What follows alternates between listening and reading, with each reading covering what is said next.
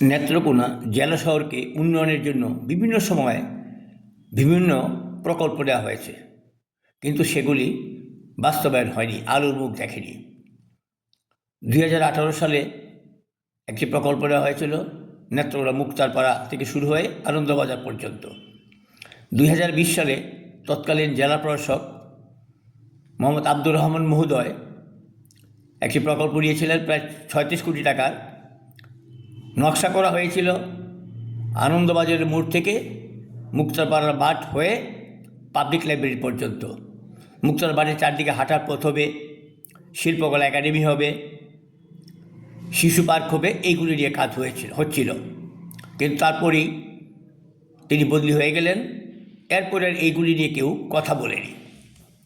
স্থানীয় জনগণ, সুধী সমাজ বারবার দাবি জানিয়ে আসছিল নেতৃত্ব উন্নয়ন। এই দেখুন, সাবেক জেলা প্রশাসক বনানী বিশ্বাস নেত্রকোনা বড়পুকুর পার্টিকে উন্নয়নের জন্য বেশ কিছু কাজ করে গেছেন।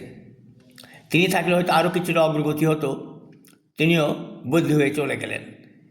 পৌরসভার পুকুরের চারদিকে দৃষ্টিনন্দন সড়ক করা হয়েছে। এটা হয়তো আরও হতে পারে। বর্তমান জেলা প্রশাসন কী করে না করে আমরা হয়তো জানি না, কিন্তু সেখানে ছেলেমেয়েরা বিকালে বেড়াতে আসে। পুকুরটা সংস্কার করা হয়েছে। পাবলিক লাইব্রেরি যেদিকে সেদিকেও সিঁড়ি করা হয়েছে, সেখানে বাচ্চারা সাঁতার শিখতে পারে, সবাই গোসল করতে আসে। একটা পার্কের মতন করেছেন সাবেক জেলা প্রশাসক বনানী বিশ্বাস, তাকে এর জন্য আমরা ধন্যবাদ জানাই। এখনও শুনেছি কিছু প্রকল্প দেওয়া হবে। এর আগে অবশ্য আব্দুল্লাল মাহবুজ্জামান সাহেবও জেলা প্রশাসক ছিলেন, তিনিও উদ্যোগ নিয়েছিলেন, কিন্তু তিনিও 3 মাসের বেশি থাকতে পারলেন না, বদলি হয়ে চলে গেলেন। তিনিও মুক্তারপাড়াকে সৌন্দর্য করার জন্য কিছু কাজ হাতে নিয়েছিলেন, কিন্তু সেইটিও আর হয়নি। তিনি চলে যাওয়াতে এটাও থমকে গেছে।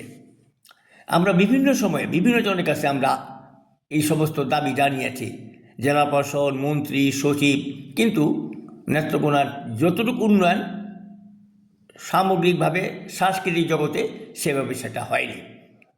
এই যে সড়কটি দেখছেন, এইটাকে আমরা পৌরসভাকে বলেছি, এটাকে 4-5 হাত ভিতরে যদি নেওয়া যেত, সড়কটা প্রশস্ত হতো। মহিলা কলেজের রাস্তা, এটা জেলা প্রশাসক এসপি সাহেবের বাসার রাস্তা।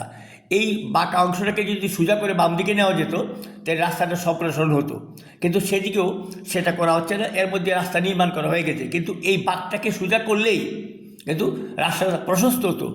বারবার আমরা বলেছি পৌর প্রশাসনকে, কিন্তু সেদিকে তারা নজর দিনই। এমনকি আমরা জেলা প্রশাসককেও আগে জানিয়েছি, বলেছে তারা করবে, কিন্তু সেদিকে আর খেয়াল হয়নি। যাই হোক, এখনও সময় আছে। এখন ইচ্ছা করলে এটাকে সংস্কার করা যেতে পারে, তাহলে মহিলা কলেজে যেতে বা এই রাস্তাটা বাইপাস হিসেবে কাজ করবে বলে আমরা মনে করি। আর কিছু বলবো না। সবাই ভালো থাকুন, সুস্থ থাকুন, নেত্রকোনা উন্নয়নে সবাই এগিয়ে আসুন। সবাইকে ধন্যবাদ।